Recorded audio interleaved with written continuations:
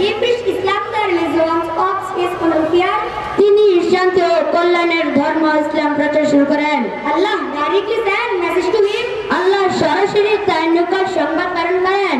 Hazrat Muhammad sallallahu alaihi wasallam was born in Mecca in 578. হযরত মুহাম্মদ সাল্লাল্লাহু আলাইহি ওয়াসাল্লাম 574 খ্রিস্টাব্দে মক্কায় জন্মগ্রহণ করেন। His father name was Abdullah and Amina was his mother. তার পিতার নাম আব্দুল্লাহ এবং আমিনা ছিলেন তার মাতা। From his very childhood, he was called Al-Amin. বাল্যকাল থেকেই তাকে আল আমিন বলা হতো। Al-Amin means faithful.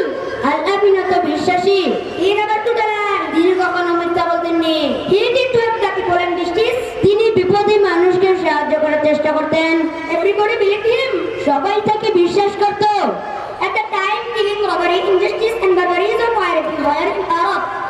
সেই সময় আরবের সর্বোচ্চ খুন ডাকাতি অবিচার ও বর্বরতা বিরাজমান ছিল। Hazrat Muhammad sallallahu alaihi wasallam thought about how to remove that barbarism.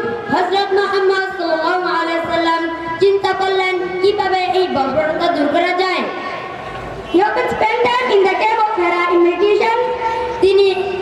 তিনি প্রায় হেরাগুয়ায় চিন্তামগ্ন সময় পার করতেন। At the age of 40, Allah revealed the first verse of the Quran on him. 40 বছর বয়সে আল্লাহ পবিত্র কুরআনের প্রথম বাণী তার নিকট প্রেরণ করেন। When he was Hira Gura in meditation, যখন তিনি হেরাগুয়ায় ধ্যানমগ্ন ছিলেন, then he began to preach Islam. তারপর তিনি ইসলাম প্রচার শুরু করেন। So the people of Makkah could not tolerate him. মক্কার লোকেরা তাকে সহ্য করতে পারত না। They made a conspiracy to kill him. তারা তাকে হত্যার ষড়যন্ত্র করলো।